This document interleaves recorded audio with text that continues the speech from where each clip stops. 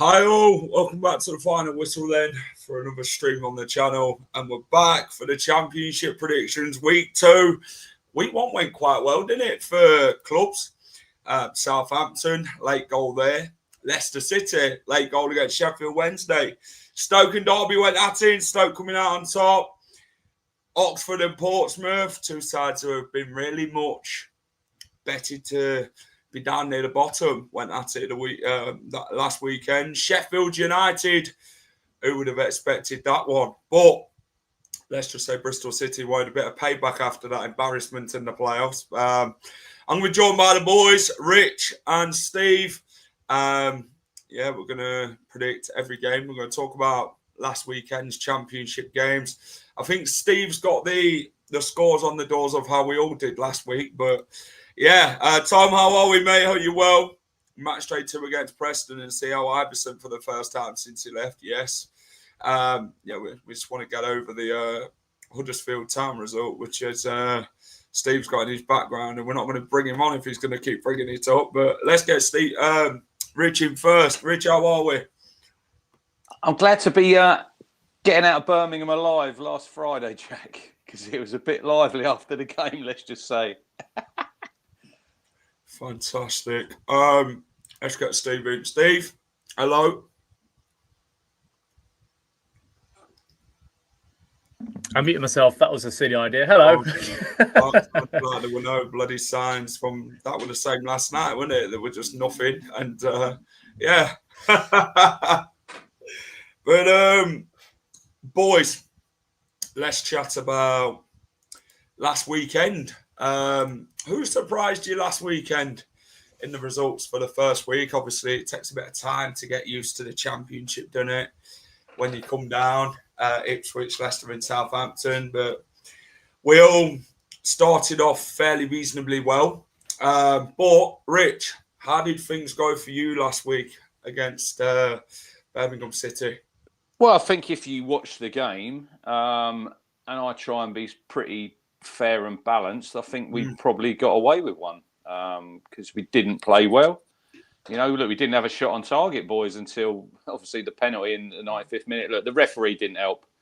I see today both teams have been charged with the behaviour after the game. You know, we'll probably get into that. But the referee from sort of early on, he was very whistle happy. I mean, I think he gave 38 free kicks in that game. I see somewhere a stat. It was a free kick every 2.5 minutes. There was no flow to the game. Look, I think if you go into St Andrews this season as an away fan and a team, you are. I'm not blaming the ref because I think he was as bad. He was as bad for both teams. I know. Look, we'll probably get onto the. We'll get onto the penalty. You know, was it a penalty? In the laws of the game today, it probably is. But are them laws correct? Probably not. You know, because he doesn't know anything about it. Lyndon Dykes. He's got his arm up. You could say, why has he got his arm up there? But when you're jumping in a group of about 4 players, how are you supposed to? They're all jostling, you know, pulling shirts. So it was a bit of a soft penalty. But I think, like I was saying, if you're going as an away fan and a team this season to St Andrews, I think you're going to be in for a very, very hard game because at home, I think that they're aggressive. They're on the front foot. I was watching some of the Birmingham documentary earlier on Amazon before I come on, and it's like that's how they are, you know, aggressive, getting people's faces.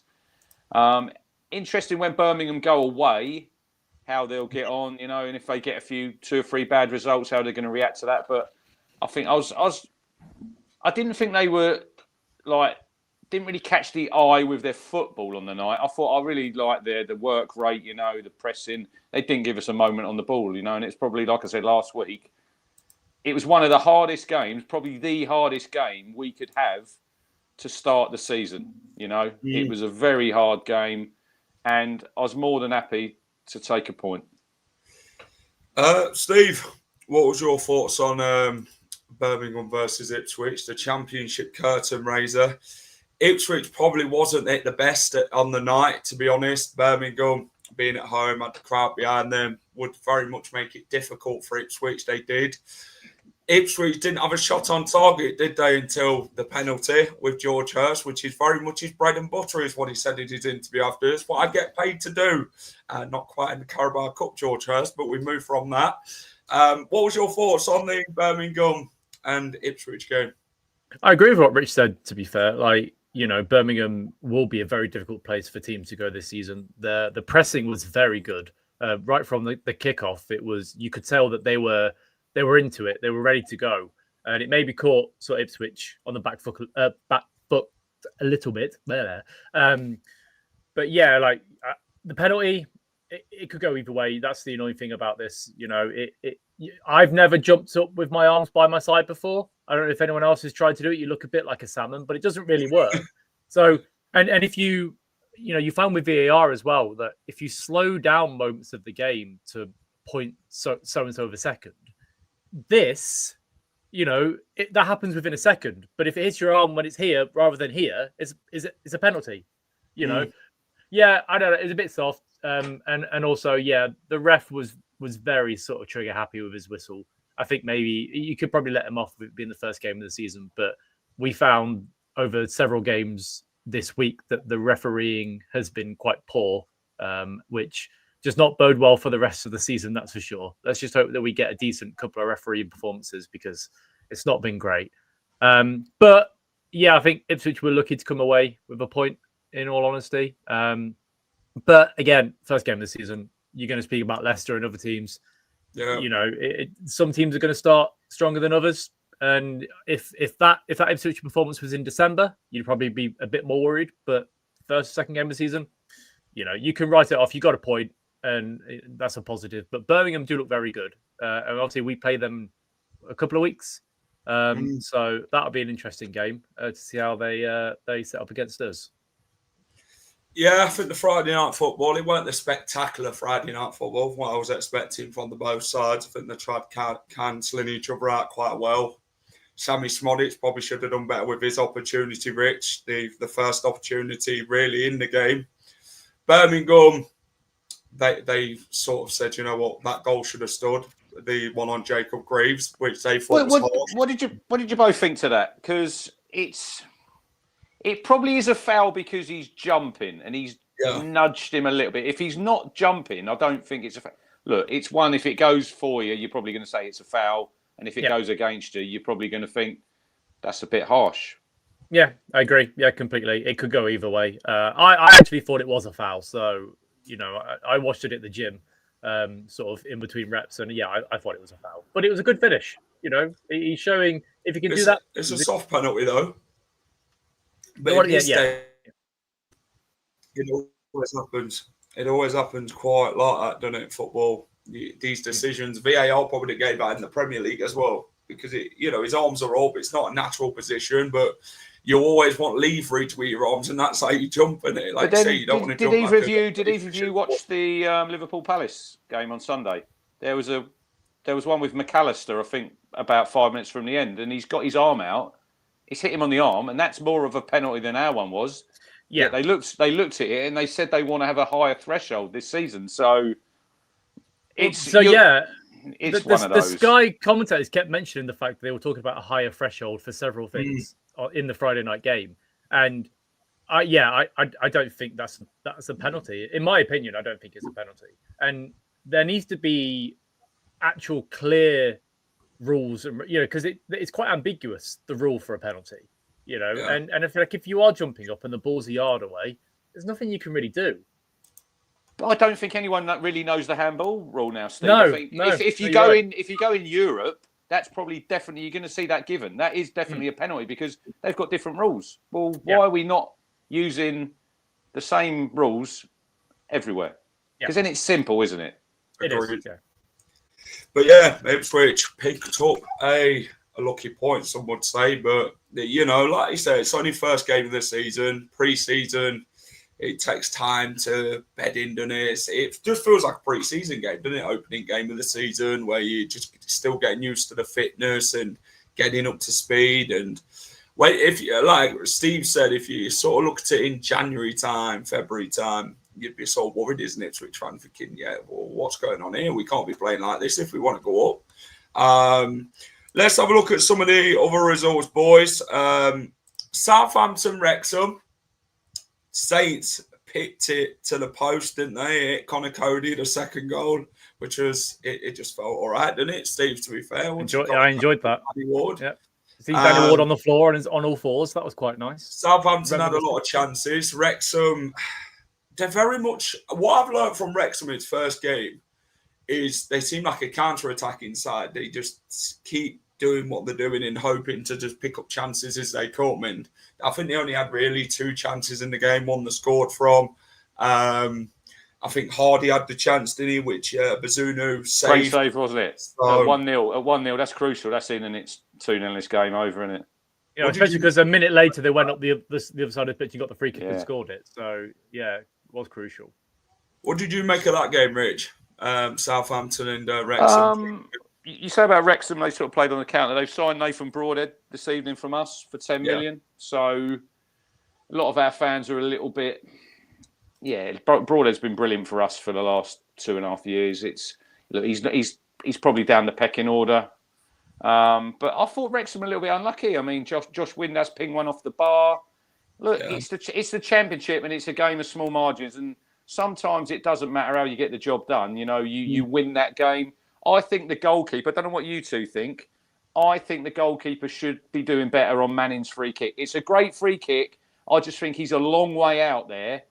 And I think he knows what side... You're talking about Danny Ward, Rich. Yeah, you forget it's Danny Ward. That he's not diving for that. With the championship. I still think he should do better than that. Because he must be 30 yards out. It's a great free kick, don't get me wrong. And we can talk about great free kicks. I mean, we all see Scott Twine at the weekend. I mean... You might as well, when a free kick is awarded to Bristol City around the area, about 25 yards out, you might as well take the ball back to the centre circle because we all know 9 times out of 10 what's going to happen because he's going to put the ball in the net. But yeah, I thought Wrexham, for a first day of the season, if they'd have come away with a point, they'd have probably been happy. And then to get pipped at the end, but it's like you boys, you know, you got the job done. It's not how you sometimes play. Yeah. It's the end result, and you look in the paper on the next day and you see a 2-1 win to Southampton. You think, oh, yeah, Saints have beat Wrexham. But probably didn't tell the whole story. But good start for Will Steele. We obviously backed it up in the week. I think they won away at Northampton. And then we play them on Sunday. So tough game for us and a tough game for them, I think, Sunday. It'll be a good game. Steve, Coventry and Hull 0-0. Charlton beating Watford. What other results do you sort of look at and think it was a decent points for them type of teams to start? Well, so we all had Oxford down to either draw or beat Portsmouth. They obviously lost that game 1-0. Yeah. So that's a good result for Portsmouth. We had Derby beating Stoke. All 3 of us had Derby beating Stoke. Obviously, we were proven wrong, and they won 3-1. And then I guess the biggest thing. We all backed Sheffield United to score to 0, and they got smashed 4-1, which is not what we expected. But what a performance by Bristol City, to be fair. They were outstanding on the day, and they blew a very good Sheffield United side out of the water and gave... there's a lot of pressure on their manager already, which is interesting. I see his interview today, Steve, Ruben Sellers, saying he's going to have no signings in for the weekend. I think they play Swansea, and he didn't seem very happy that they've not got players in that they're looking for. I think in that game, Bristol only had about, was it 25% possession in that game? Yet they won 4-1. So there you go. It just proves if you get your chances and you score them, you know, because their XG was 1.3, and they only had 3 big chances, but they scored 4 goals. So, you know, but yeah, they were battered effectively against sort of on stat wise. But you know, at the end of the day, it's about putting the ball in the back of the net, and they did that 4 times. So Bristol City though could have had about 7 goals in that game. The counter-attacking play were fantastic. It's just the lack of the finish. It's like Armstrong for Bristol City. You're thinking, you know what, you go across the keeper, you score. But then because he went front post, you know what, no one expected that. That's the thing. Everyone expected Sheffield United to come good start of the season and really get things going quite often. And Bristol City was like, you know what, revenge is a bitch after the playoffs. You do get some strange results, though, Jack, on the first day of the season. I think there's always probably one or two where you think, blimey, what happened there? I mean, I was watching that game, Steve, and I think it was 2-1. I think I went to do something and turned it back on after about 10 minutes in the second half, and I've missed 2 goals, and I'm thinking, blimey, 4-1. I was again at the gym, put it on in the gym, and I walked away, turned it off for a couple of minutes while I was having a chat, and then 4-1. I was just like, oh, okay, well that's good to miss, but you know, and then I guess you can really talk like we thought we were going to battle Sheffield Wednesday, but that didn't happen. You know, we were 1-0 down at halftime. There was boos coming from the fans, which was not expected, but you know, as you say, it's getting the points on the board, and that's the most important thing. Go now. Yeah, it's one of them situations. What's going on in the background? He's taking the dog. The dog. I thought it was something to do with the dog. He's taking the dog out. The dog needs its food. I think we should give a shout out to Sheffield Wednesday fans. Let's get on to that actually. Leicester Sheffield Wednesday. Talk about the first 5 minutes. Leicester fans applauded them on. They stayed outside the stadium. And they had banners, they had everything, didn't they? Scarves, pin badges they were giving out, which was quite nice. But in the situation they're in, though, Rich, fantastic support, by the way. They're through thick and thin with this football club under what's going on. But well, I mean, loud and proud for the whole 90 minutes, by the way. Yeah, it's incredible. Look, we spoke about it last week. They're a massive football club, and what's going on there? It's Chanzeri wanting 100 million. I mean, he's never getting that for that football club. I see now they've got the North Stand's been open because that was closed. Yeah, it wasn't really about the result, I don't think, for them on Sunday. You know, look, we can probably talk about the game. I mean, Chalobah scores and he gets injured, so that's another man down. I think have they had some of that? Is that embargo been lifted now? I think they're allowed to sign players. They can sign players on loan or free transfer if there's no paying, like there's no fee. Yeah, see, because I think they're interested in Liam Cooper, Steve, who used to play for Leeds. I think he'd be a good pickup for them. But yeah, look, went 1-0 down. Bannon's 2 yellow cards. I think the second one, is it a little bit harsh? But is it a player who, with his amount of experience, knows that he's on a yellow card and he's just got a yellow and it's probably a little bit silly of him, isn't it? I think it's a bit harsh, if I'm being honest. I think Harry Winks knows what he's doing there, I think. Especially with the first one being for dissent as well. Like, you know, you're mid-30s, you should know that you can't talk back to the ref like you have. I mean, did you watch the Birmingham Sheffield United game last night, Steve? Did you see Jack Robinson giving the lino an absolute volley? He's given a free kick against... He swore 4 times, Jack, telling him to F off, literally right in his face, and he doesn't get anything. So this is where I think everyone gets annoyed at the inconsistencies. Because that's clear as day. You're literally 2 yards away from someone and you're shouting in his face. So I'm not quite sure why he's not got punished there. Steve, what did you make of Leicester? I mean, first half was shit show, wasn't it? Nobody even turned up. I think we underestimated Sheffield Wednesday a bit, to be fair, with the mentality we went into the game with. Chalobah scores, which Oliver Skip, it comes off him, doesn't it? He tries getting the block in and it wrong foot, Stolarczyk.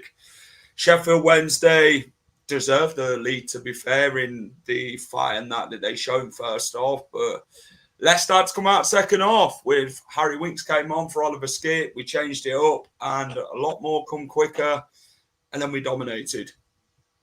Yeah, so what I will say to begin with, so I don't know if you listened to the Big Strong Leicester boys this week, but Jack made a very good point in regards to facilitating the protest. Now, I understand that there's a protest going on, but to allow them to come into the stand 5 minutes in, it then gives them a massive boost. why would I don't understand why the club would allow that. I know it's protesting the owners and whatever, but like if we would protest the owners, we get banned.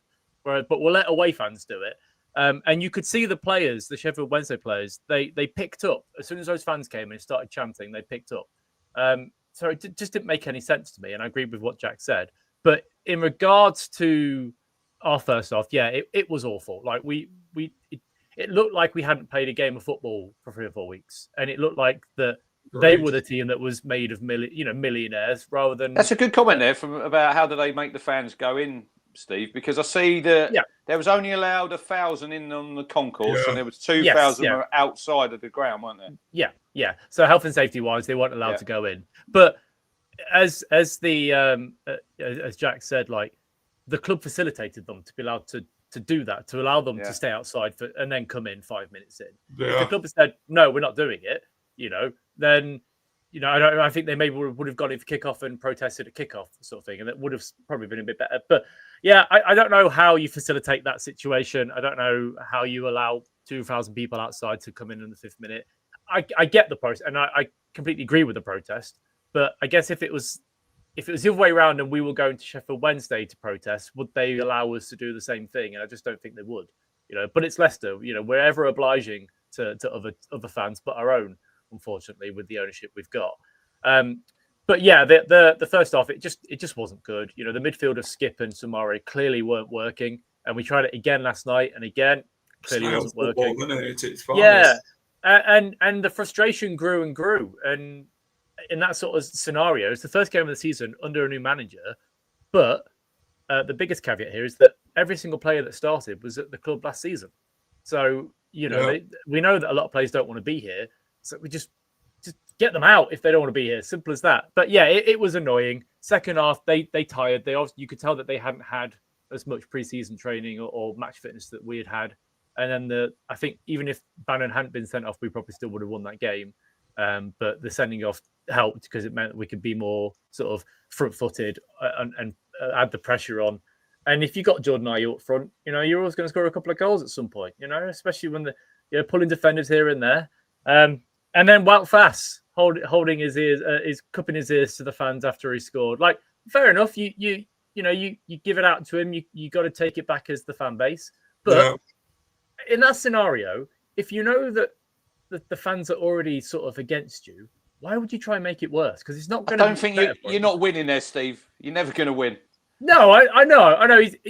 But like we had Vestergaard that didn't celebrate, and then we had Fast that did that, and then last night we had Harry Winks score and he didn't celebrate. He just ran off, and it's a bit like these players that don't actually want to be at the club. Why are we playing them? But it's football. It's just annoying seeing Sideshow Bob on 60 grand a week. Thinking he's Beckenbauer, and actually, he's terrible. That's what I agree with. Second half, we picked it up. Harry Winks is the best midfielder at Leicester City. I just don't know why you're not starting him. Maybe he's pissed off because he's Samara and Skipper getting ahead of him. Maybe this is what it is to say to the manager, I'm not happy about this. I've got to prove my point, but... I mean, I'd be annoyed if Samaria was ahead of me. Let's be honest, because he's fucking useless. It's terrible. The pace on the bloke, it's like... And then you're playing against League One players, and I'm like, surely you should have more of an advantage regarding a little more about you, but it's just... I could have said the same about Patson Daka. The lower leagues you're playing, you probably get a goal or two, but Daka will know non-existent ones again, like we're playing with 10 men. The bit that summed Samari up perfectly on Sunday was he chased the ball back 15 yards. He got the tackle in and was like, okay, I've done my job. He slowed down and allowed them to get the ball back almost through and goal. And you're like, do the extra yard. You'll be fine. But yeah, I don't know. So do you want me to just read out the scores from last week so we know where we're at and who's go on. So in last place, it is you, Jack, with just the one correct result. Fantastic. In second place is myself with 2. So Jack got Southampton, Wrexham correct. I got Birmingham and Ipswich and Middlesbrough, Swansea. And then in first place is Rich with 3, which, to be honest, is, Rich. Yes, the correct result. I'll take that. Yeah, you got the Ipswich game correct, you got the Southampton Wrexham game correct, and then also the QPR Preston game correct. So you're currently in the lead, Rich. Oh, thanks. We're playing them because they It's early days. Don't want to get ahead too early, do I? I think we need a proper. Is this like one of these tables, Steve, after the first game when they put them in the paper and no one's really interested? Oh, we don't look at the league table till about 10 games in. Yeah, we'll do that. We'll do that. Yeah. Especially Jack being the relegation. Well, some of these managers, when it's in about February, March, and they say, "Oh, don't look at league tables," and you're thinking, "Yes, you do." Yeah. They do. It's such a lie, isn't it? Of course, it is. They'll look at it in April, and they'll say to them, "Have you looked at the table?" Yeah, we don't look at that. We just want to do our job. I'm like, yeah, of course you haven't. I'm sure the players haven't looked at the table either, have they? Because they have social media to look at. And you know what players are like? They read a lot of social media these days, even though they sit there and act like they're not bothered by it, about what fans say. But the thing is, Rich, players have got to take constructive criticism. And they're like, Wout Faes, he hasn't been good enough last season. Leicester fans are going to be high on the horse about it and say, you know what, you haven't done good enough. You don't deserve to be in the team until you prove otherwise. It's funny you're saying that because obviously I don't know if you followed the Amari Hutchinson situation. Yes. He obviously 40 mil. Wasn't involved at Birmingham because he had a sore throat, Jack. Now, I'm not going to sit on here and say he didn't have a sore throat, but it's one of those. Then he's trained on Monday, and then he said he couldn't, didn't think he'd give his best, basically, against Bromley. He didn't feel like... So, basically, he doesn't want to play. He wants to leave. And he's coming in for a bit of a backlash on the socials. Now, he's 21. He's a young kid. I'm not sure what advice he's getting from his agent and his family. For me, I'd say just get your head down and just play. You look at, I think Fernandez at Southampton, there's transfer rumours about him. He's obviously been playing. 60 million quid. But you get paid for your job, You do. Just go to work. If you get your move, you get your move. He'd be interested on Sunday if he's involved. I'm not sure. I think if he is, I think he'll get a bit of stick, and it depends because he could be having to be integrated back into the group if no one pays that fee, Jack. 40 million. We've turned down 35 million. So it's going to be an interesting couple of weeks. Look, are we a better team with Amari Hutchinson in our side? Of course we are. But if he's going to go, I'd rather he went sooner than later so we can put that money back and reinvest it. Because the longer it goes on, it's not really that good for us. And I don't think he comes out of it very well. The one, look, I feel sorry. He's probably let the fans down. He's let himself down.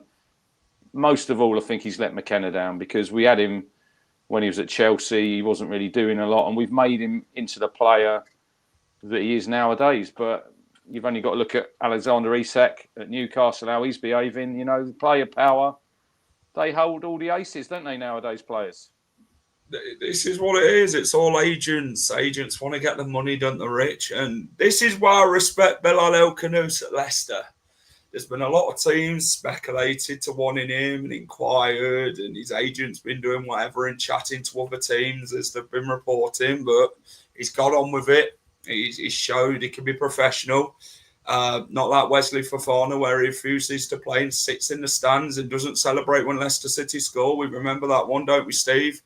This is what you want from your players, professionalism. Until they get that contract and the move that they want, get on with it. You're being paid to do a job here, so go and do what you're being paid to do. So Abdul Fatawu loves Leicester City. He's committed to Leicester.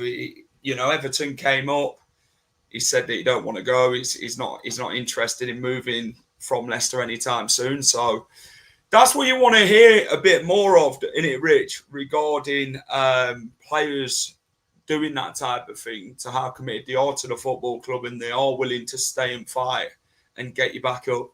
Yeah, look, I know, obviously speculation, these players, it must be on their mind. But I think once you cross that white line on a match day, I think that goes out of your mind. And for that 90 minutes, I'm sure you can just concentrate on your football. I mean, football is, look, it's a funny industry when you look at it because there's things that happen in football, in everyday life. Yeah. You know, these things happen. You wouldn't be able to get away with it. But if you're a footballer, it seems as though you can say, well, I'm not going to play. Well, hang on, you're still getting paid X amount per week. No one's not getting paid, are they? Even if they say, like Isak, he's on, I don't know how much he's on at Newcastle. He's still getting paid, you know, for that football club. And it leaves a bit of a sour taste in your mouth. If somebody leaves when they've played, you know, and they've given their heart and soul, they probably want to leave. But if they're out on that pitch until that contract's signed for the club they're going to, I think fans can take that. You know, if you go the other way, it leaves a bit of a sour taste in your mouth. Because Hutchinson, for us, he's been excellent, especially the season in the Championship. I mean, the second half of the season, he was unplayable in a lot of games, and I just find it sad. But that's modern day football. I just think that's just how it is, and we just have to soak it up as a fan. We pay a lot of money. I don't think a lot of them really give a toss. I don't think they do. We see that last night. I mean, we had the same with Mahrez, didn't we? When, you know, he was twice, he went and sat in the airport waiting for a move, thinking he was going to get one on deadline day, and he threw his toys out the pram. Yeah. But, you know, at the end of the day, if nobody comes in for the right money, you're not going somewhere. So, you know, train, be a professional, do your job, and if you go. If you don't, at least then you've not burnt all your bridges with the fans, you know, and the players that you're with, because they know he doesn't want to be there. And that doesn't need to get out to the fans, does it? You just turn up, do your job, and then go. Simple as that. It's just, I find it really annoying because I can't do that at my job. I can't go, do you know what, boss? Not feeling it this week. I can't go do that delivery because I've just I've got a sore throat. You know, I'm not going to go. He'd be like, fuck off then. We'll get someone else. Do you think, Steve, a lot of these players don't actually care what people think of them?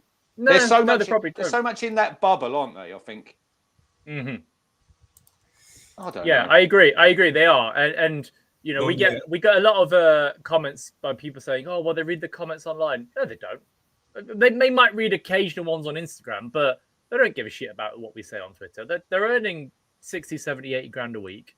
You know, they have the little football friends, and they go off and they have their friends at home, but they're not bothered by. You know, we don't see them in the street walk around, do we? Let's be honest. They earn enough money where they can go do private shopping, so they don't care about, you know, Tom, Dick, and Harry on the street. I agree. Right, boys. Week 2 of the Championship predictions. Mm-hmm. Rich, I'm going to start with you regarding the first one at Pride Park. Derby County versus Coventry City. How do you see this one? Derby didn't really start off well, did they? They lost last week against Stoke. Coventry picked up a point at home to Hull. How do you see this one going down then? John Eustace, ex-Coventry. Mm-hmm.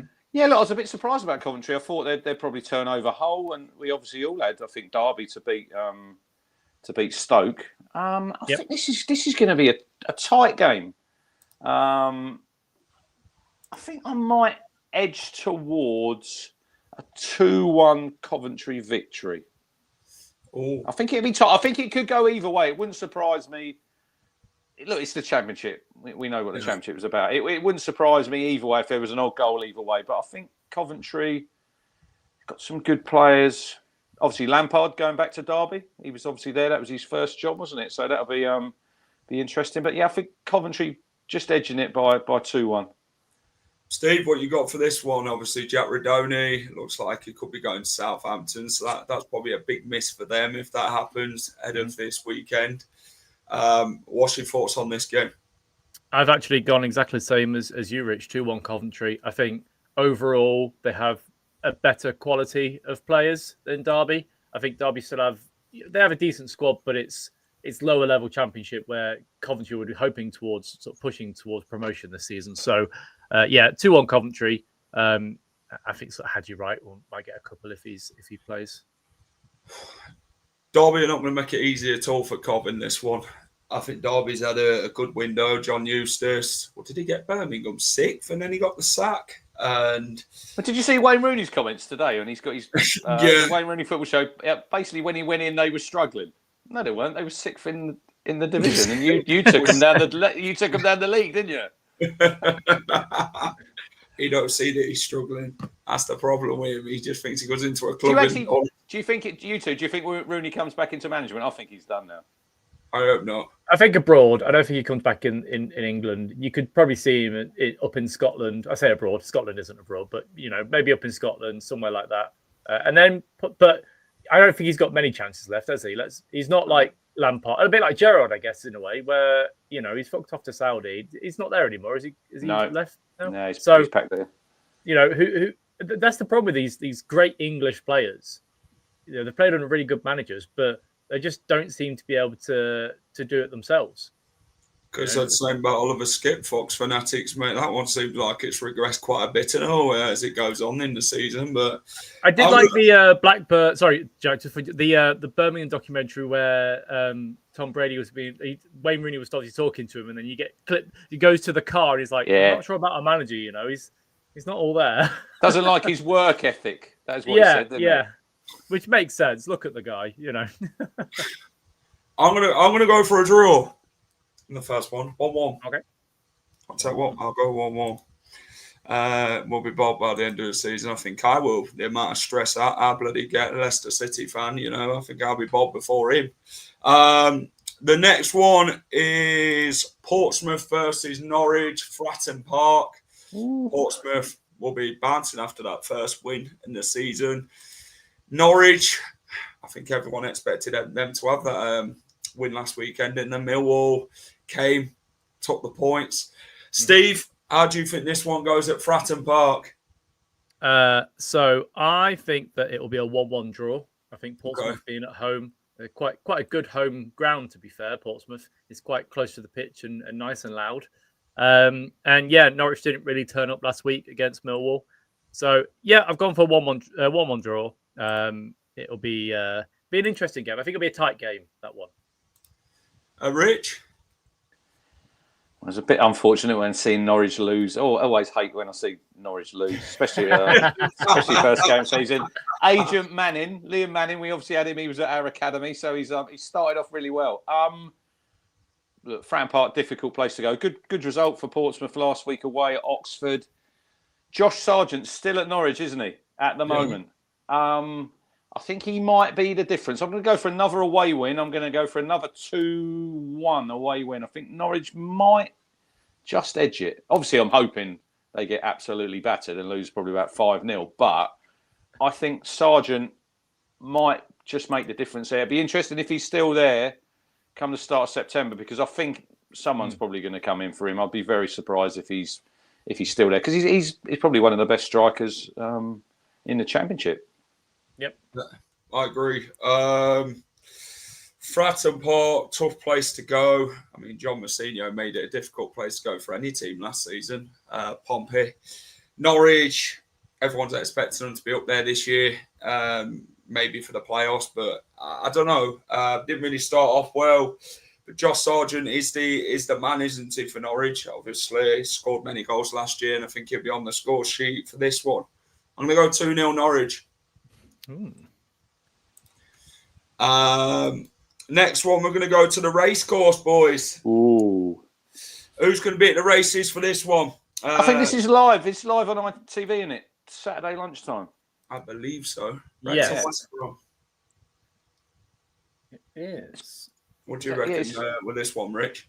Obviously, look, Wrexham's first game in the Championship. It's going to be lively down there. Not sure about Kiefer Moore. Did he get injured last week? I think he went off in that Southampton game. Not sure about him. Obviously, like I said, they signed Broadhead. He'll probably make his debut off the bench. West Brom, I think they nicked was it a 1-0 win? Beat, was it Blackburn? Blackburn, yeah, 1-0. Yeah, beat them 1-0, so they've had a good start. I'll go 2-2. I think it'll be a Desmond. Be a draw. Entertaining game. Steve? I've gone for a draw as well. I've gone for 1-1. I think the first game at Wrexham's ground in the Championship is going to be loud. It's going to be it's on TV, obviously. So, we'll get that a lot this season, Wrexham being on TV, because they're the darlings of the Championship, apparently, with Birmingham. But yeah, with the injuries at Wrexham and the fact that Furlong's he's suspended for West Brom. There's no Darryl Dyke as well. So I've gone for a 1-1 draw. Did you see their fans, Steve, on Tuesday night running back into the ground? They were 3-1 down, weren't they? Yeah. Oh, they'll come running back in because they scored 2 late goals, coming back for the penalties. Never leave a game early. No. Can't be leaving early. That's what we're saying, and we get criticised, don't we, when we do. Wrexham, yeah, they're going to be another counter-attacking game for these. West Brom, I think the edge here, 2-1. Nice. I was going to go 2-0, but I thought I sort of see Windass scoring potentially in this game. So, yeah, 2-1. Hilarious Hall fans were giving it large and then ended up losing. That's football to a T, though. That is. We did that last night at Huddersfield. Larry Winks scored, and then little did we know that one were going to go in the top corner afterwards. Jesus, yeah, it was a very sad night, to be honest. I left. I just as Casey McAtis stepped up to take the penalty. As soon as I heard that cheer, I was out. I was waiting around. I just legged it. I was like, I'm getting out of here. Steve, we're going to go with you to Ewood Park. Yep. Blackburn versus Birmingham. Blackburn just seem in a bit of a mess on and off the pitch, don't they? I think, is it Lewis Travis leaving? Derby are putting 2 bids, which have been rejected. Blackburn won't have many players left at this point. So they have signed a couple, Blackburn, but I think Birmingham's side, 7,000 fans are going to be going to Ewood Park in that way, and so they're going to be loud. I think they'll get the upper hand on Blackburn in this one, I think. What do you reckon? So I've gone for a Birmingham 2-0 win. Blackburn, they obviously they lost the other night against Bradford in the Cup. They got beaten by West Brom at home. It's be sort of a strange season for them. I still think they'll finish sort of mid-table-ish. But I've gone for a Birmingham 2-0 win. But you have to bear in mind that Fujimoto's injured. He's out until September. So that'll be a hamper on Birmingham's attack, but then they've still got Stansfield. So I think he can get a couple here. So, 2-0 win for Birmingham. Rich? I'm going to go the same as Steve. I think an away win. Look, if you're going away and you're taking 7,000, fair play to Birmingham. They always travel well. Yeah, look, they're really annoying. I mean, on the socials this week, they're still very, very salty with our lot because of the penalty, but I think they're going to be a pest this season. Look, away from home, like I said, I think it's going to be interesting how they get on. Obviously, Blackburn are struggling, a couple of defeats to start with. 2-0 Birmingham. I think Stansfield will he'll get himself another goal. I'm going to raise the card to you boys for this one. I'm going to go all in. 2-0 Birmingham. Oh, so we've all got the same. Okay. I don't know how many times we're actually going to agree on the same score, but we might as well. I think Birmingham have too much for them, to be fair. I think it's the pace of the game. They haven't really started well, Blackburn. And I think it could be one of them seasons they really start to struggle again. And, I don't really have much faith in that manager at Blackburn, to be fair. I just don't see him as an influence. Do you think he could be one of the first ones for the sack, Jack? Yeah. Yeah. Very much so. Good shout, that. Right, the next one, we're going to go to Ashton Gate. Bristol City are going to be high-flying after that one against Sheffield United. Charlton are going to be coming to Ashton Gate with their tails up as well after that late winner. You see him celebrating? You see him celebrating, Nathan Jones? He loves it, doesn't he? It's fantastic, isn't it? It's passion. That's what you want from your manager, though, isn't it? A bit of passion, a bit of giving back to he's Marmite. He's a bit of a Marmite character, isn't he? I think if he's manager of your club and you're doing well, you're going to love him. But I think he could rub a lot of people up the wrong way. Yeah, agreed. How do you see this one going, Rich? Well, I think I had Charlton for a defeat, didn't I, last week? And they obviously scored late. Bristol City, they're going to be a bit buoyant after that 4-1 victory. But tight game. I think the home side will just edge it. I'll go 2-1 Bristol City. Another Twine free kick. Yeah. Steve? I've gone 2-0 Bristol City. I think that they started off strong. Again, it's that I'm going to say it for every team that started away that won that is playing at home for the first time. I think Bristol City is a decent ground. They're a good fan base, quite loud. So yeah, I think they'll push them over the line 2-0. And Charlton, unfortunately, okay, they got the win against Watford last week, and they beat Stevenage in the cup this week as well. But I think Bristol, they just have too much compared to Charlton player wise. Bristol City, Charlton. I think Charlton will give them a good run for the money. But I think Bristol City, the way they played against Sheffield United, I think they out-tacticked, didn't they? Ruben Sellers quite well. The new manager seems very influential in the way he wants them to play. Is it Struber, is it? Yeah, manager Struber. For Bristol City. So, yeah, he seems to know what he wants to getting the best out of that team. The way they can counter-attack teams is quite good, They look more fluent. I'm going to go 2-1 Bristol City. Okay. The next one, we're going to go to the Den. The Lions' Den. Millwall versus Borough. Steve, what you got? Hang on. I clicked. Oh, yeah. So I've gone for a 1-1 draw. Yeah. I again, sort of same situation as last week, away from home. Millwall's it's a decent ground to go to. It can be quite loud and is it intimidating nowadays? I don't think it is as intimidating as it was 10 years ago. That's for sure. But too many lattes, I guess. But yeah, 1-1. I think that it'll be a decent game, but quite tight. Yeah, I'm the same. Middlesbrough played their best players, didn't they, against Doncaster and got absolutely mullered. 4-0. Yeah, 4-0. 4-0, by the way. And that ain't good at all to even think that you're putting your best players out like your Whitakers, the Zars, and players like that, and you're getting battered by League One Doncaster, by the way. You'd have expected Middlesbrough to be better in that game and give it a bit more half-horse of an actual performance, but they didn't. I think they were booed off as well at the end, weren't they, Middlesbrough? They were booed off. How did they get on last weekend? They beat Swansea by 1-0. Yeah. Millwall at the Den, I think you fancy them here. I think that striker is going to be influential this year. The young lad, he's, everyone seems to be talking about it. Is it Ivanovic, is it? Yeah. So I think he'll be influential in this game for Millwall. I will go for a 2-1 Millwall win. I'm going to go the same as you, Jack. 2-1 Millwall. I definitely agree with Steve there. It's not as intimidating as it used to be down at the Den. But look, it was a really good victory for them away at Norwich. 2-1. Yeah. Look, they've done well, haven't they, the last couple of years? Just missed out on the playoffs.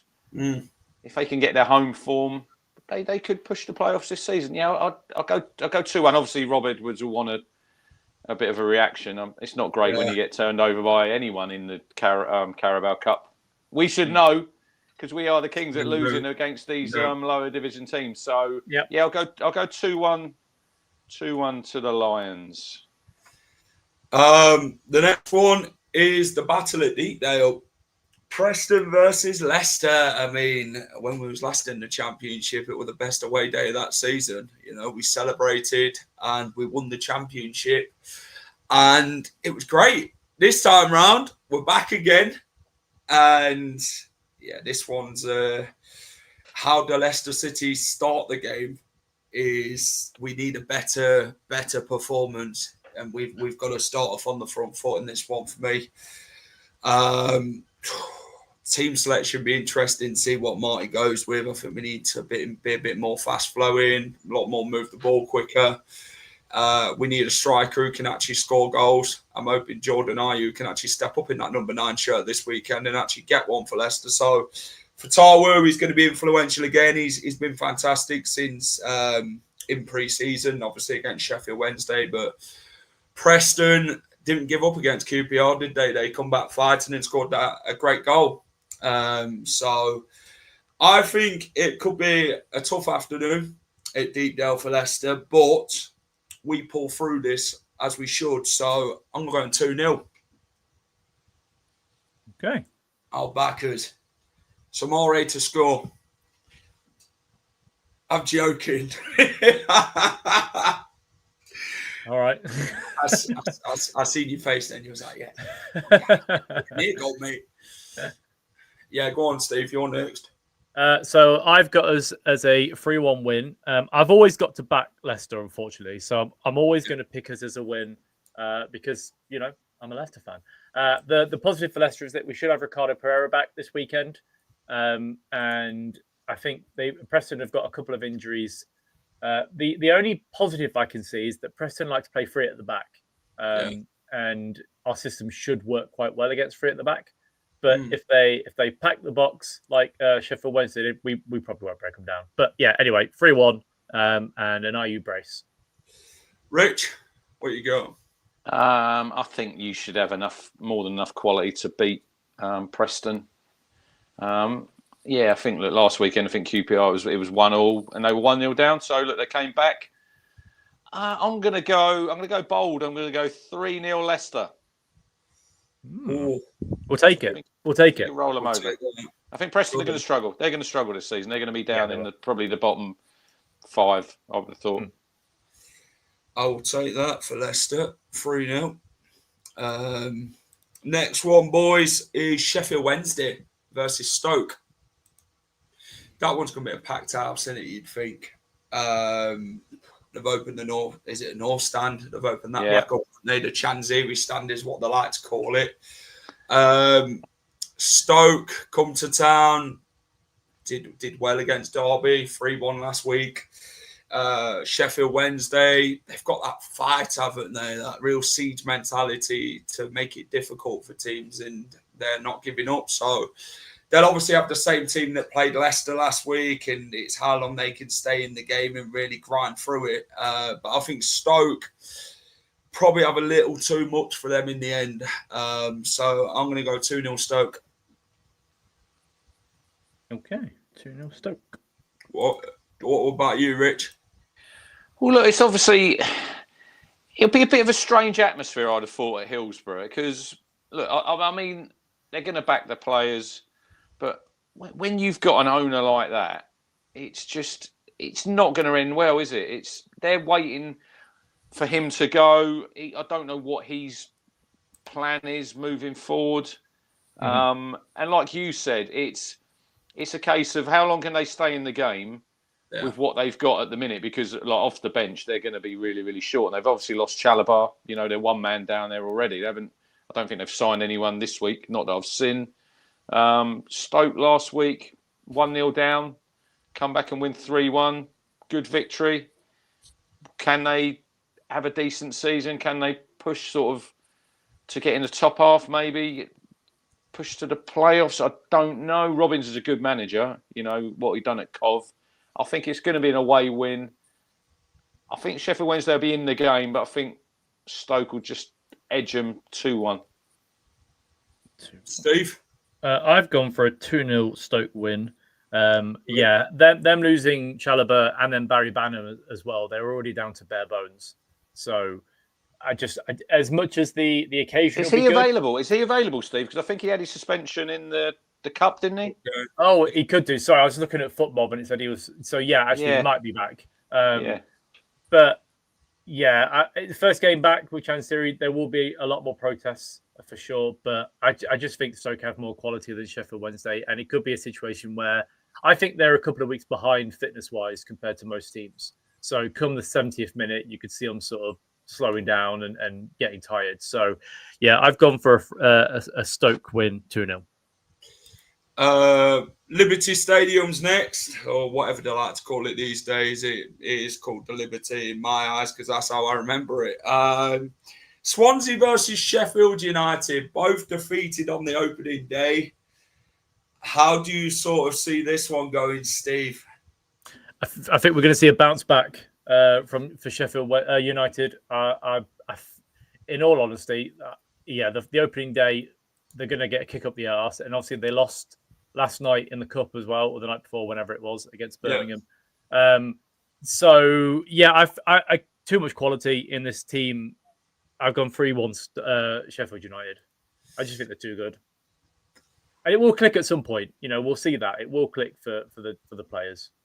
Yeah. Gus Holman's class, by the way. If anyone's seen that long distance strike last night, Mm-hmm. I'd only just seen it after the Leicester game. So, yeah, he's going to be an influential player for them, but they can't afford to lose him at all this summer transfer window. There will be a side that will come in for him, but whether Sheffield United wanted to part with him is another thing. It's going to take some serious money.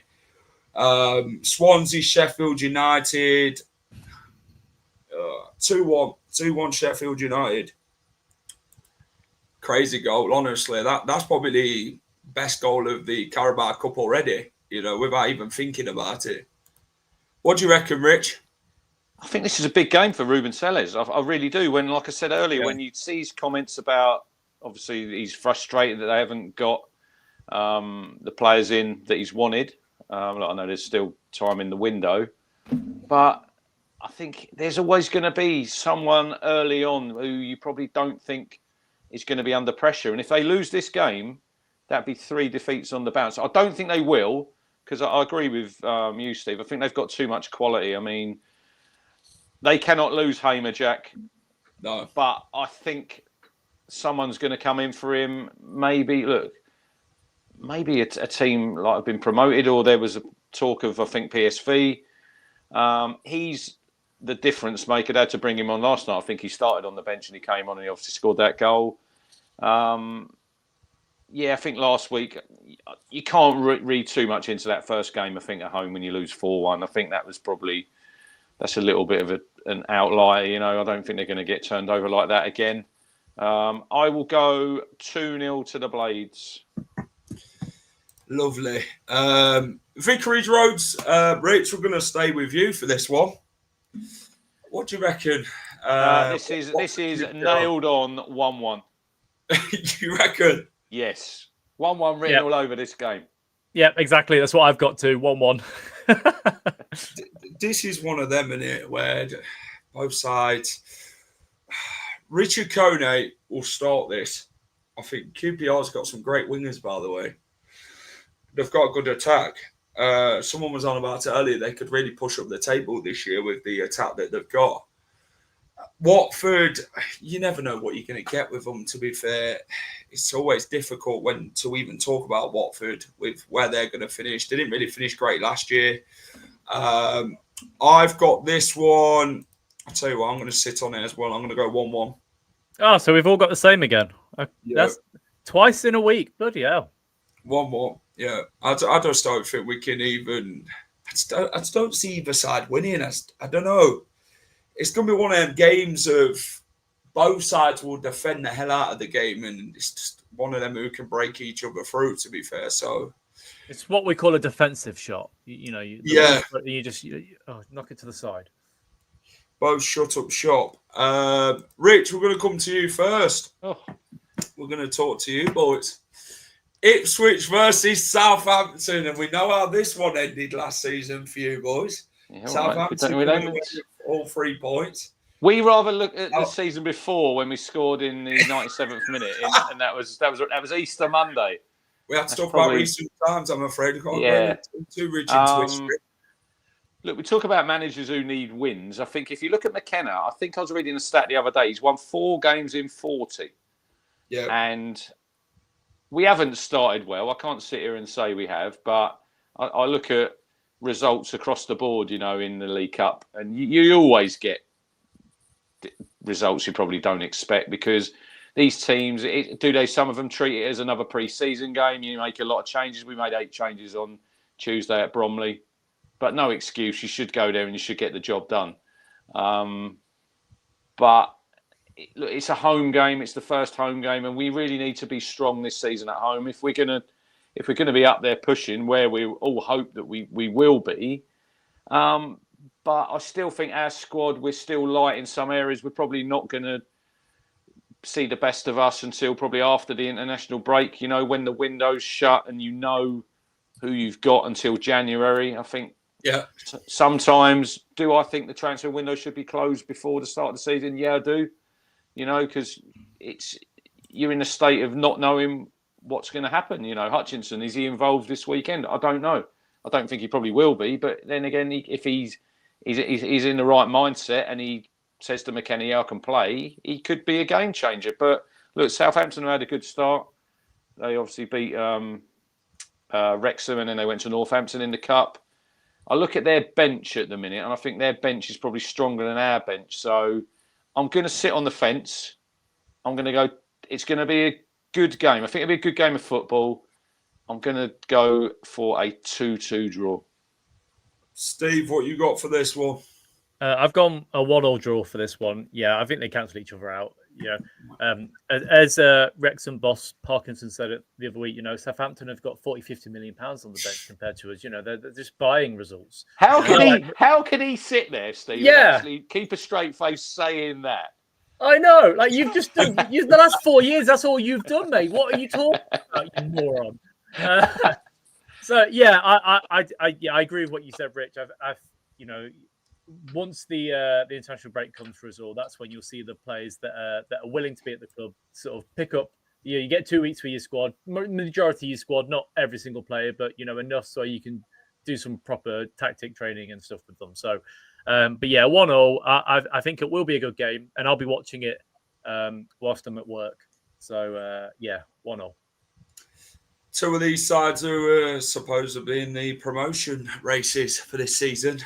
One's got Ipswich for top, and the other one's got Southampton for second. So this is the battle of the early promotion battle is what people would probably call this one. To be fair, this one's a key game for both, and Ipswich will want to look to get off good stead at home. Southampton, you never know actually how they're going to turn up against Willstill. They had all the chances last weekend. They just couldn't put it in till late. So I think we'll see like a late show between these pair. I'm going to go for the draw. 1-1. 1-0 Town. Clark 93rd minute winner. We'll take that. We'll take that every day. We really do need to get a win.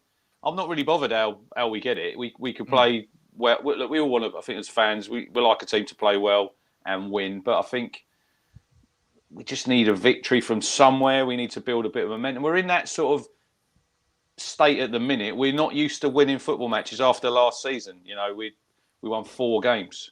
So you've got to somehow turn that mentality round, and it's not easy. It's not as easy as everybody thinks, But you might get a lucky goal. You might get another lucky break with a refereeing decision like we had last week. But Southampton are a good side. They're a good side, and yeah, look, I probably would settle for a point, even though I want to win. It's important not to lose, and then I think we got Preston next week away, and then Derby after that. So you'd hope to pick up a couple of wins in them games. Yeah. If we went into the international break and we'd drawn 2 and won 2, and we're sitting on 8 points, I think I'll be quite happy with that. But football don't work out like that, It doesn't always work the way that you think it will.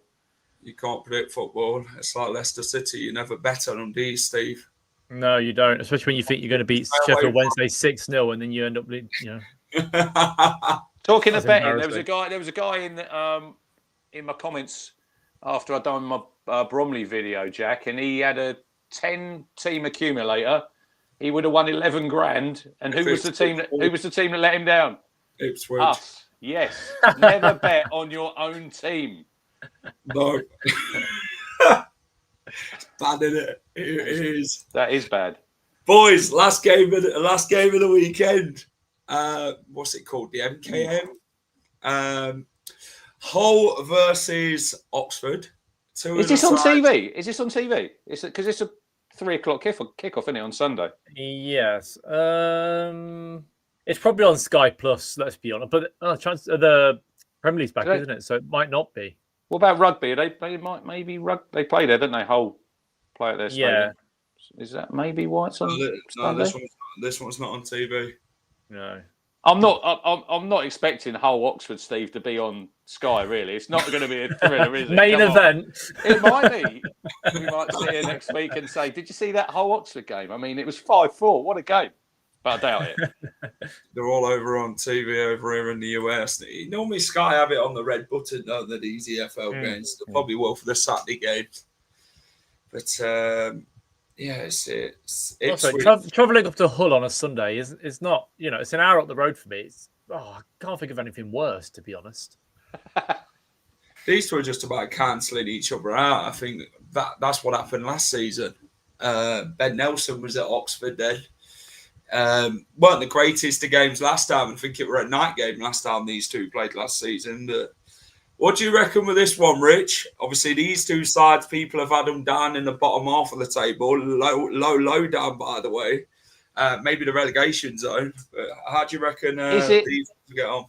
Is it a relegation 6-pointer then, Jack, in the second week of the season? Well, a lot of people have suspected about Hull, haven't they, this season? That could struggle. Oxford, some have had them as certain to go down in the predictions. So yeah, I've got them both. If you look at Hull, it was a decent point, wasn't it? At Coventry. They've had a good win, though, haven't they? They obviously scored. I know they didn't win in the week, but they scored 3. McBurney, he got off the mark. I think he's going to be probably a key player for them this season if they're going to, hopefully, for them stay in the division. I don't think it's going to be a thriller. Oxford, obviously, off the back of a defeat. Hull at home, I think they'll just about have enough. I think they might edge it. I'll go 2-0 Hull. Steve? I have gone for a 2-2 draw. I've also got these both to go down this season. So, wow. I think it's going to be a poor game. But poor games usually have goals, as in poor quality games, So there could be a comical own goal. Or I've noticed in the EFL quite a lot so far in the last couple of weeks.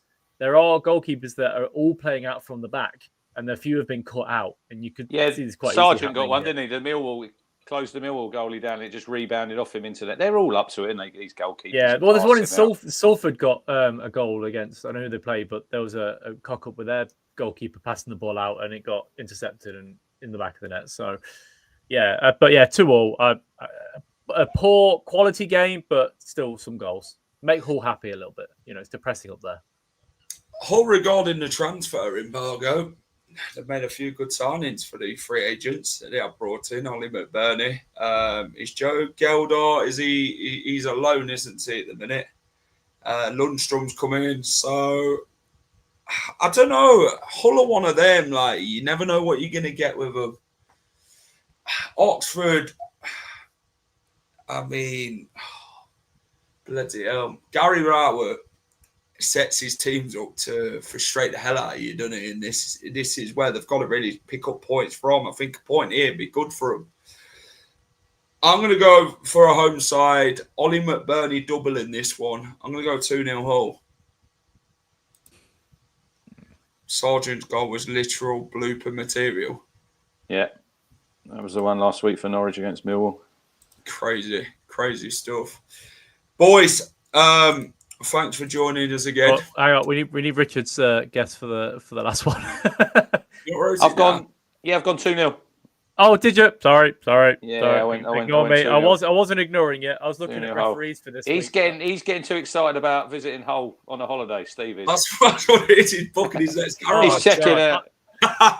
I've got to go there next week for a delivery, and it's the best thing about Hull is the bridge getting out of it, and even then you have to pay for the fucker. It's annoying.